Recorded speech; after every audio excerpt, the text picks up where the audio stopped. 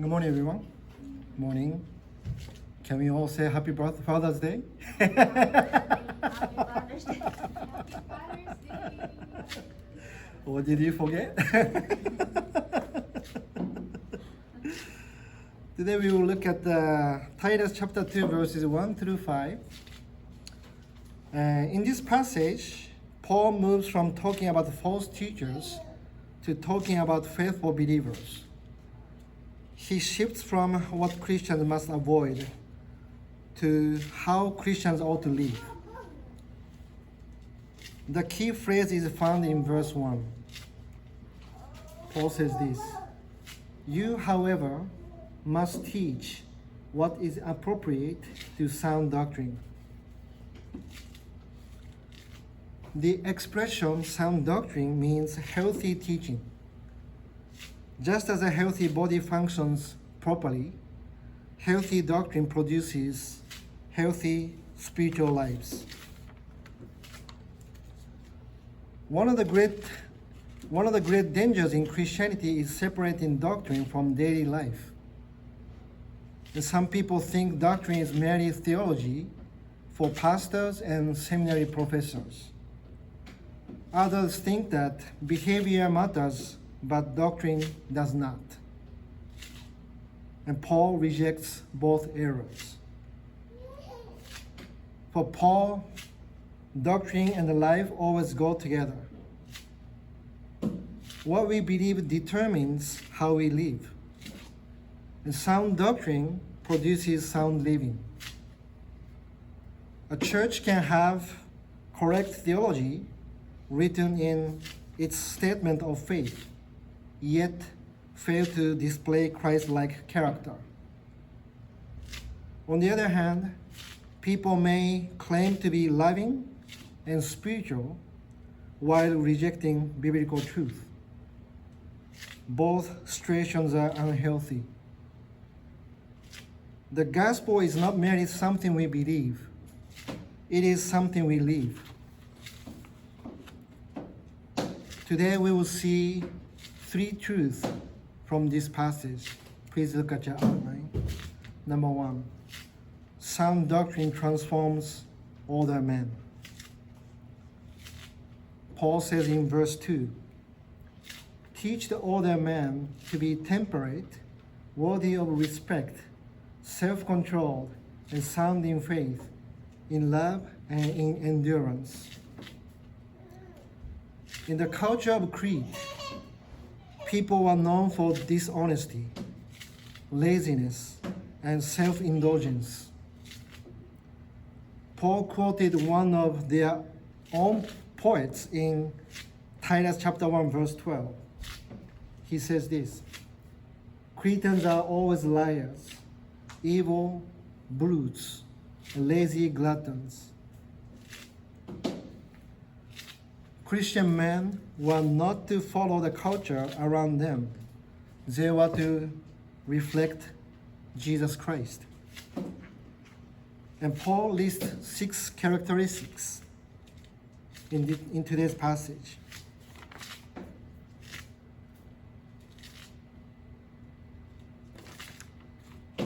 The first one is temperate. The word means sober-minded and clear thinking. An older Christian man should not be controlled by emotions, anger, pleasures, or addictions. Age alone does not produce wisdom. Some people grow older, but not wiser. A godly older man learns to think biblically and respond calmly. When difficulties come, he does not panic. When conflicts arise, he does not explode in anger. When temptation appears, he exercises restraint. He possesses spiritual maturity. The church desperately needs older men who provide stability rather than chaos. Young believers need examples of men who walk steadily with God. The second one is worthy of respect. A mature Christian man should live in a manner that earns respect. And this does not mean demanding respect. Rather, his character naturally inspires it. People see integrity, humility, consistency, and faithfulness. In our society, celebrity and popularity are often valued more than character. But God values character. A man may never become famous, but if he faithfully follows Christ, he is precious in God's sight.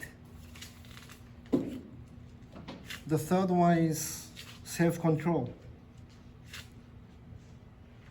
This quality appears repeatedly in Titus.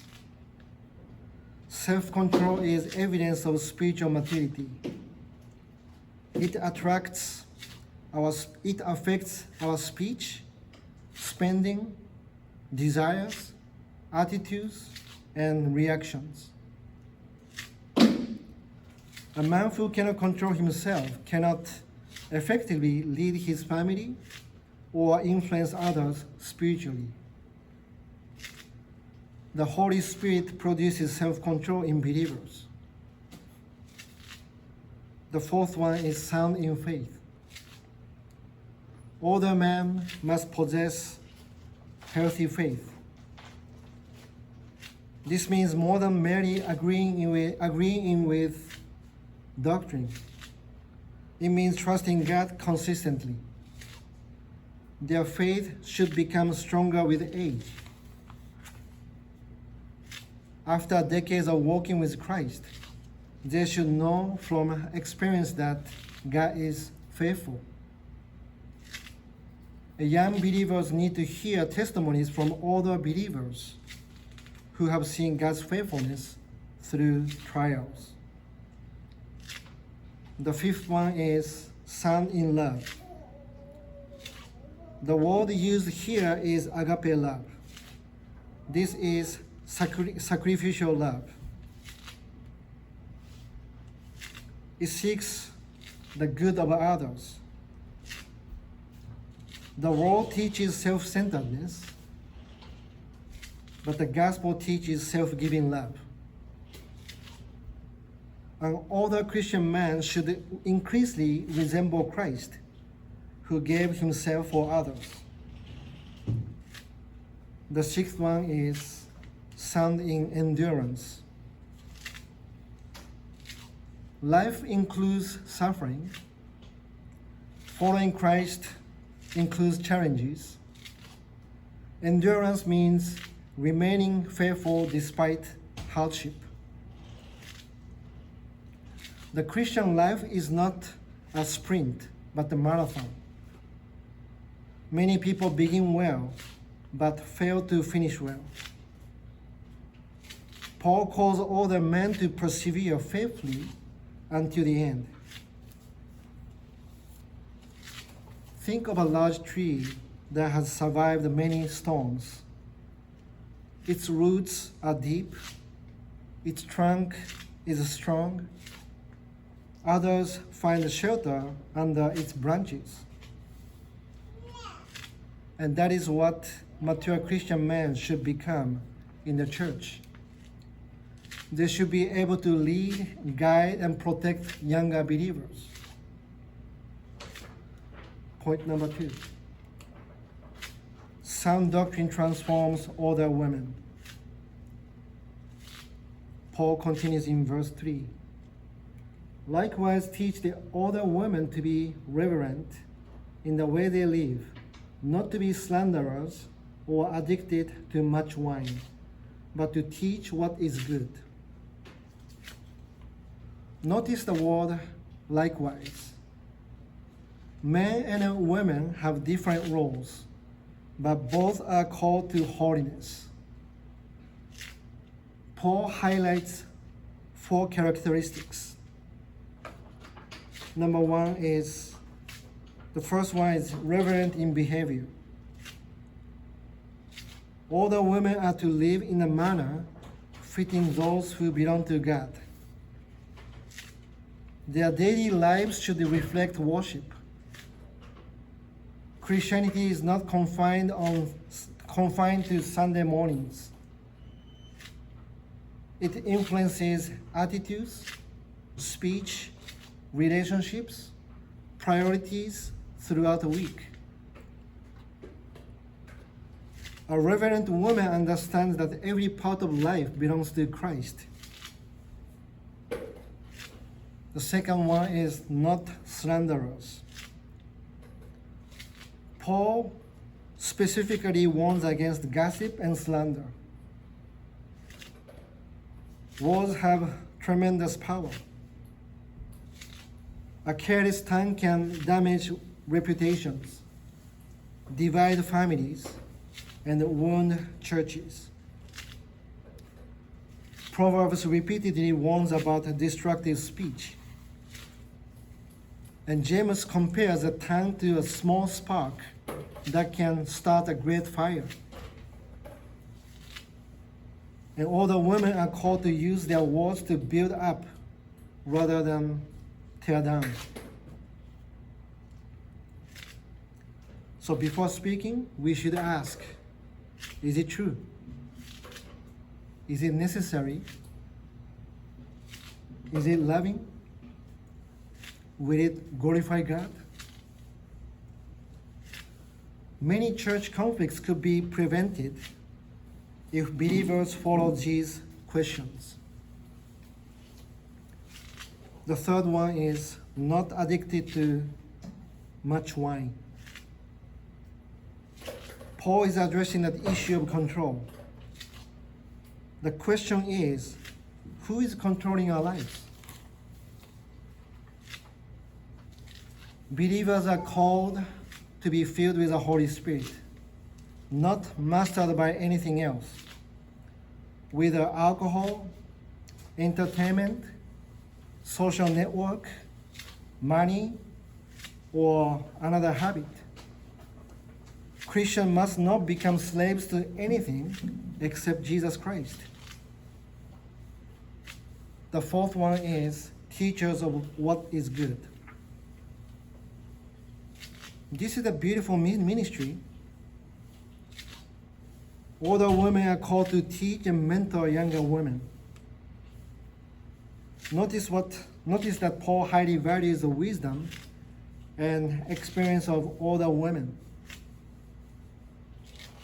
The church should not view aging as a loss of usefulness. In God's kingdom, spiritual maturity increases one's usefulness. Older women possess lessons learned through years of marriage, parenting, trials, prayer, and service. The younger generation desperately needs this wisdom. Point number 3. Sound doctrine transforms younger women and families. Paul says this in verse 4. Then they can urge the younger women to love their husbands and children. The goal is discipleship. Older women help younger women grow spiritually. Christian maturity is passed from one generation to another.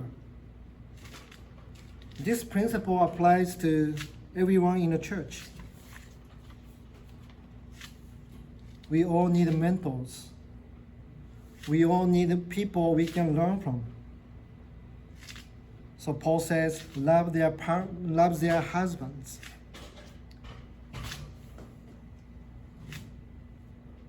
This command may seem surprising, but shouldn't a wife naturally love her husband? Yet Paul recognizes that love requires cultivation. Because love is more than emotion. It is commitment, sacrifice, patience, and faithfulness. Marriage flourishes when both husband and wife intentionally choose to love one another. In Ephesians chapter 5, husbands are called to love sacrificially, and wives are called to respect their husbands. Both reflect Christ's relationship with his church. Then Paul says, love their children. Children are gifts from God. Christian parenting involves more than providing food and education. It includes spiritual formation. Parents are called to model faith and teach God's truth to their children. Children learn as much from what parents do as from what parents say. In verse 5, Paul says, to be self-controlled and pure, to be busy at home, to be kind, and to be subject to their husbands, so that no one will malign the word of God. Paul says, be self-controlled and pure. Paul returns again to self-control. This shows how important the virtue is. Purity involves holiness in thought, speech, conduct, and relationships. The world increasingly celebrates moral compromise, but God still calls his people to holiness. And Paul says, be busy at home. Paul is emphasizing the importance of caring for the home. He's not saying women cannot work outside the home. Rather, he highlights the value of nurturing family life. In modern culture, domestic responsibilities are often undervalued. Scripture presents the home as one of the most important places of ministry. Strong families help create strong churches. Strong churches help transform communities. Then Paul says, be kind. Kindness is a part of the fruit of the Spirit. A kind person reflects the character of Christ. Kindness may seem small, but it can have enormous impact. A gentle word, a listening ear, a helping hand, a thoughtful act. These simple expressions of kindness reveal God's love. And Paul says, be subject to their own husbands. This teaching is often misunderstood. Biblical submission does not imply inferiority. It does not mean silence. It does not permit abuse. It does not eliminate wisdom or initiative. Rather, it refers to willingly supporting and respecting the leadership structure God designed for marriage. Just as Christ and the Father are equal in worth, yet different in role, husbands and wives are equal before God, while having complementary responsibilities. Christian marriage is meant to display the beauty of the gospel. Why does all this matter? Paul concludes, so that no one will malign the word of God.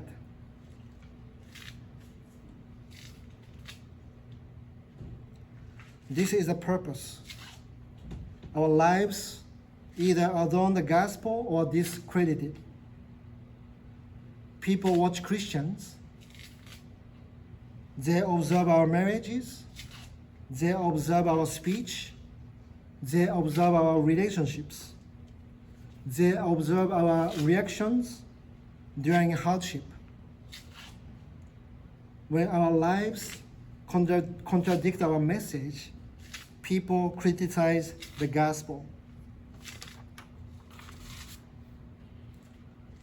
When our lives reflect Christ, the beauty of the gospel becomes visible. Paul later says in Titus chapter 2, verse 10, that believers should make the teaching about God, our Savior, attractive. The gospel itself is beautiful.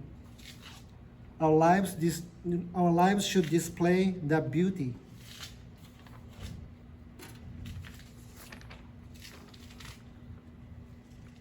Titus chapter 2 reminds us that Christianity is not merely about believing the right things. It is about living out those truths every day. Sound doctrine produces sound living. Older men are called to maturity, faith, love, and endurance. And older women are called to reverence, wisdom, and discipleship. And younger women are called to godly family life, purity, kindness, and faithfulness. And ultimately, these commands point us to Jesus Christ. Jesus perfectly embodied every virtue described in this passage. He was self-controlled. He was pure. He was loving. He endured suffering. He spoke truth. He lived faithfully. And through his death and resurrection, he enables us to become what God calls us to be. May our church be known not only for believing sound doctrine, but also for living it. Let's pray.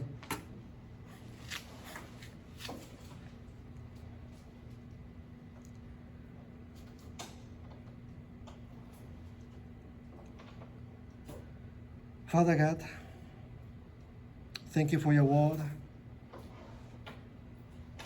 Thank you for your encouragement.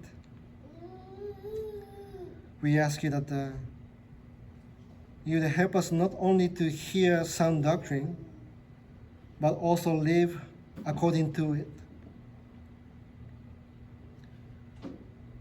Please strengthen the older men and women among us to be examples of faithfulness. Help younger believers to grow in wisdom and godliness. May our families, our church, and our daily lives reflect the beauty of Jesus Christ. Through the power of the Holy Spirit, transform us into people who honor you in both belief and behavior. In Jesus' name we pray. Amen.